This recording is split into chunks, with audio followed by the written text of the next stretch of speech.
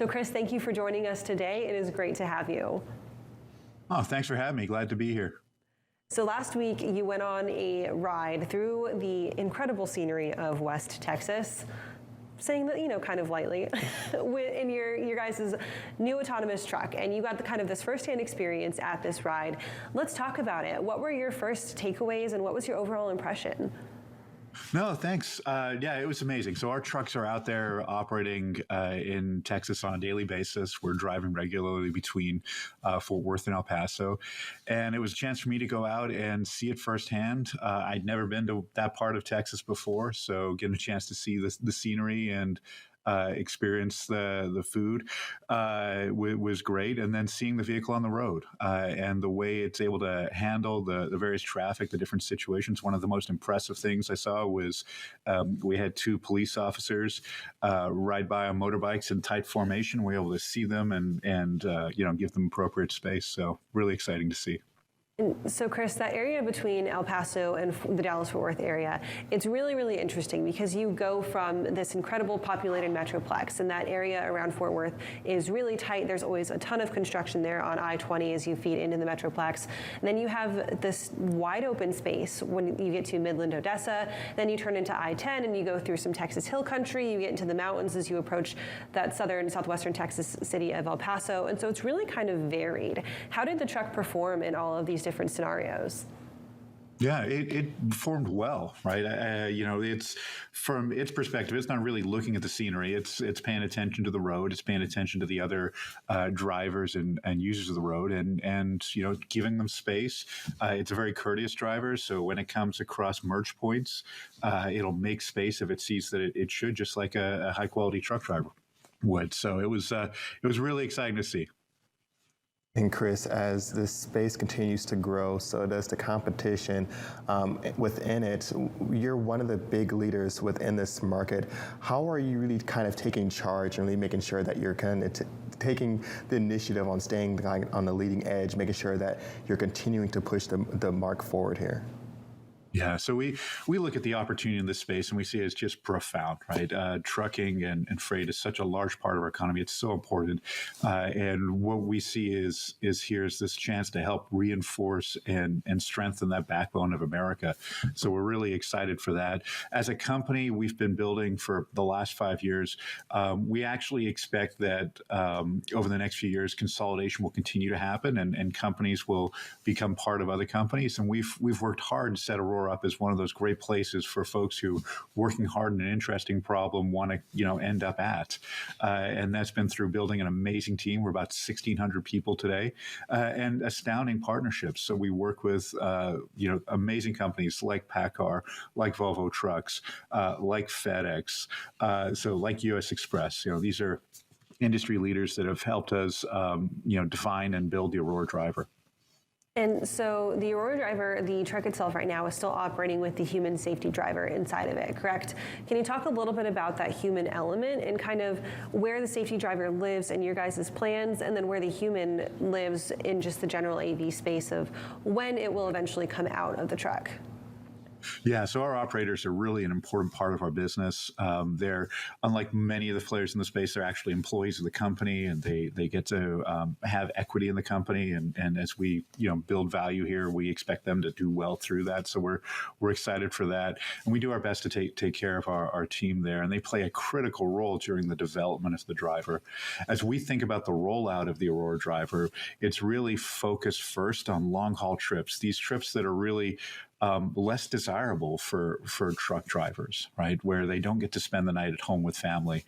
And so as we think about driving, from LA across the southern corridor, across the I-10, I-20 corridors, this is where we see the initial really exciting opportunities. And over time, we'll expand into more broader parts of the United States.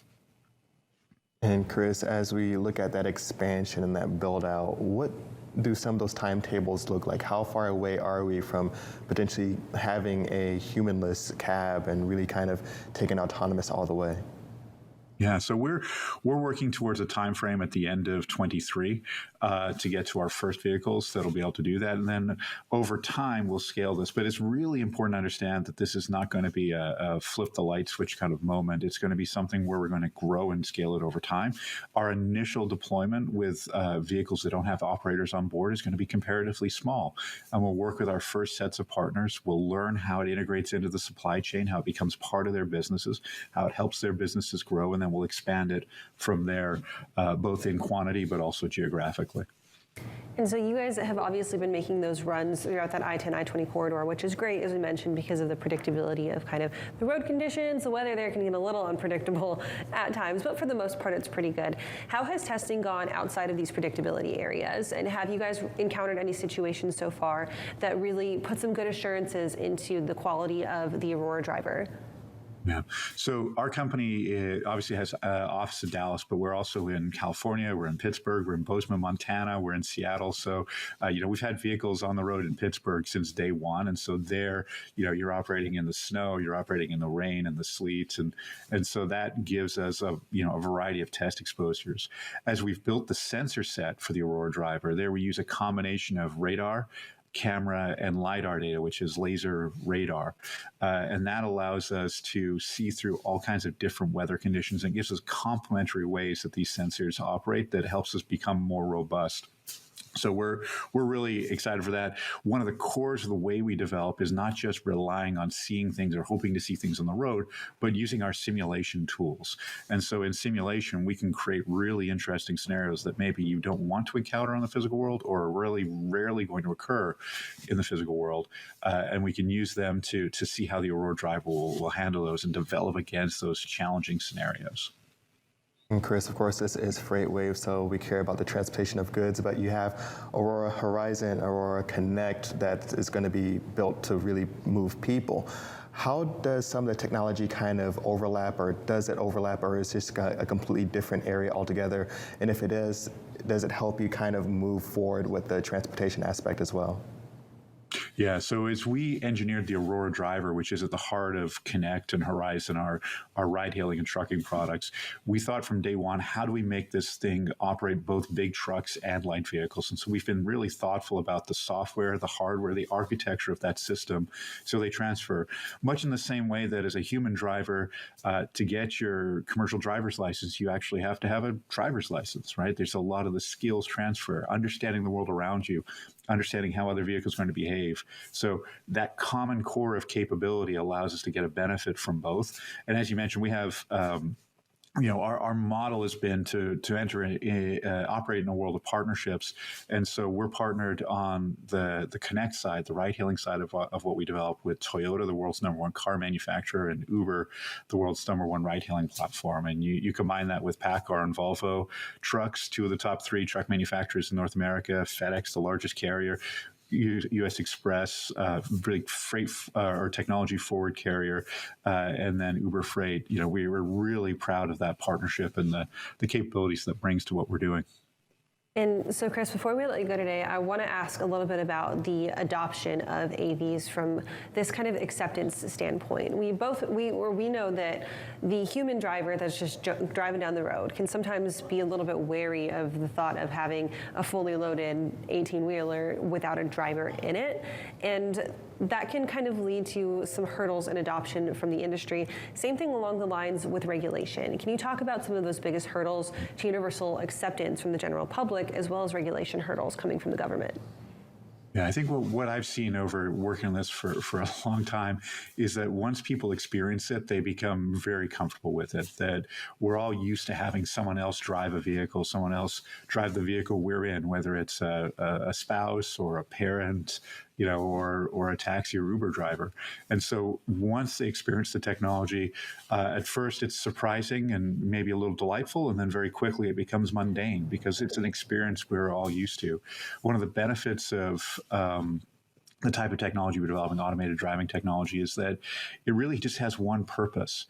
right? It's to drive the vehicle safely and to get it to where it's going. And it means it doesn't get distracted because the fact that we're able to use these sensors that can look all around the vehicle at all times. We can have, incrementally better situational awareness than people can. We don't get, hungry. We don't get tired. And so that really will have a huge impact in reducing the number of accidents on the road over time and improve the robustness of our supply chain. So we're incredibly excited about the opportunity here. And we've got that photo of the driver after you guys finished your trip up on the screen right now. It was awesome to see that and to watch that on your Twitter. So thank you for coming on today, and thank you for the work that you guys are doing at Aurora to move this forward. Thanks so much. Really appreciate it. Awesome, Chris. We'll check in with you again as more developments come up. Right now, we're going to take a quick break, but don't go anywhere. We'll be right back with more Freight Routes Now.